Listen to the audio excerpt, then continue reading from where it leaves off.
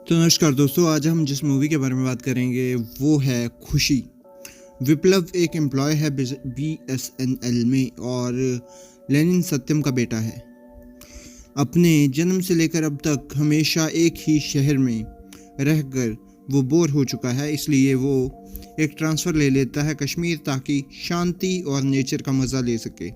पर कश्मीर पहुंचने के बाद उसे समझ आता है कि असली रियलिटी कुछ और ही है। वहाँ तो लाइन ऑफ कंट्रोल के दोनों तरफ वार चल रही है और हर दूसरे दिन कर्फ्यू लग जाता है, इसलिए वो स्टोर्स और रेस्टोरेंट तक जाना मुश्किल हो जाता है। वहाँ उसे अपना कलीग पितोबाश मिलता है जिसके साथ वो रूम भी शेयर करता है। कश्मीर की सिचुएशन देखकर विप्लव बहुत ज़्यादा तंग आ जाता है और अपनी सुपीरियर जोया से रिक्वेस्ट करता है कि उसका ट्रांसफ़र हैदराबाद कर दिया जाए।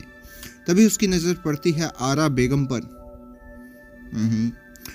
और उसे तुरंत ही उससे प्यार हो जाता है और अपनी फ्रेंड के साथ महामलेश्वर टेम्पल आई होती है ताकि अपनी दादी माँ के घुटनों के दर्द के लिए प्रार्थना कर सके हैं।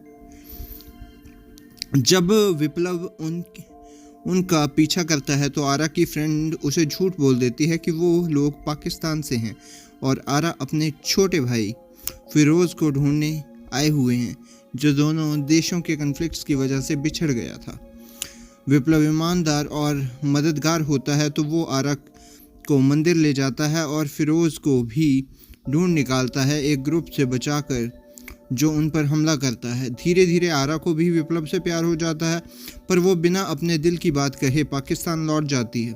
विप्लव स्टेशन तक पहुंच जाता है और वहां उसे आरा की असली पहचान पता चलती है, चंद्र नगम आराध्या। तब दोनों अपना प्यार एक्सेप्ट कर लेते हैं और ये भी पता चलता है कि उनके फादर्स तो कधे दुश्मन हैं। विप्लव के पिता सत्यम एक एथीस्ट हैं जबकि आराध्या के पिता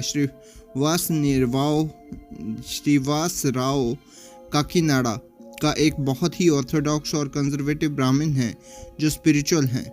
दोनों पहले एक टीवी डिबेट में मुख्य अतिथि बनकर एक दूसरे से ज़बरदस्त झगड़ा कर चुके होते हैं।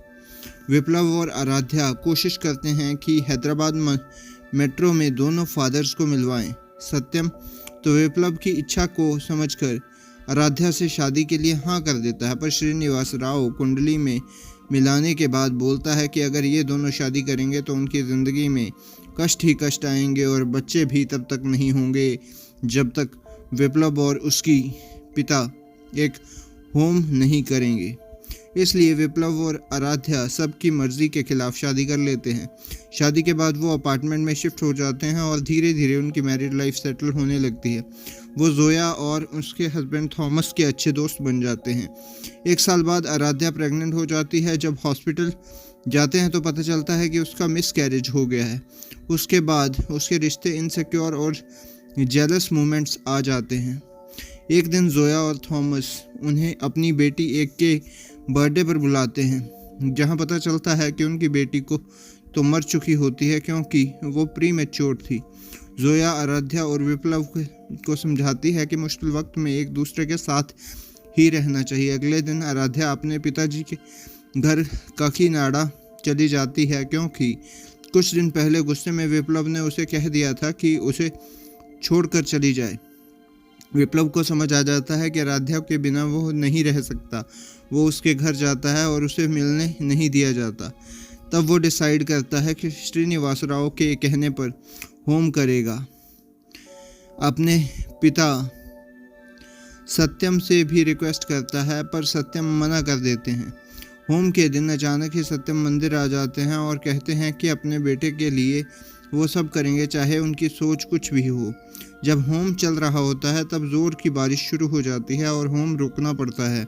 सत्यम बोलते हैं कि वो तब तक नहीं जाएंगे जब तक होम पूरी तरह से ख़त्म नहीं होता। श्रीनिवास राव तब बोलते हैं कि अब ज़रूरत नहीं। उन्हें समझ आ गया है कि अपने पॉइंट प्रूव करने के चक्कर में वो दोनों पिता अपने होने का महत्व ही भूल गए हैं।